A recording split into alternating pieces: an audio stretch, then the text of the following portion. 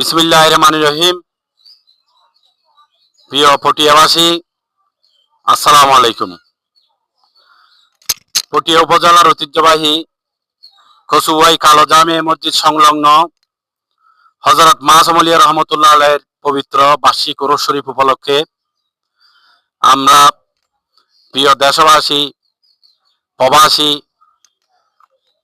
অত্র ভিডিও মিডিয়ার মাধ্যমে যত দেশে প্রচার হয় সবাইকে দাওয়াতের উদ্দেশ্যে আমরা আজকে এই শুক্রবারে এখানে উপস্থিত হয়েছি।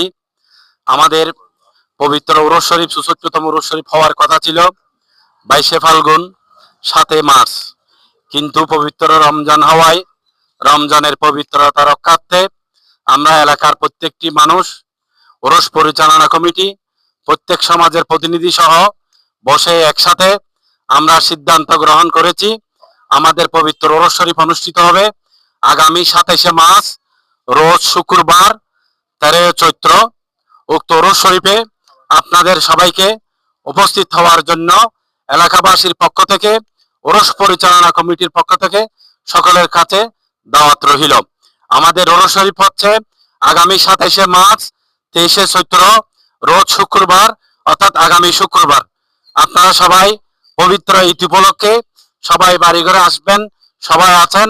আমাদের এই পবিত্র উরুস শরীফ যাতে সাফল্যমণ্ডিত হয়, অন্যান্য বারের থেকে আরো উজ্জ্বল সুন্দরভাবে অনুষ্ঠিত হয়, আপনারা যার যার সামর্থ্য অনুযায়ী সবাই সর্বোত্তক সহযোগিতা করার আহ্বান জানাচ্ছি।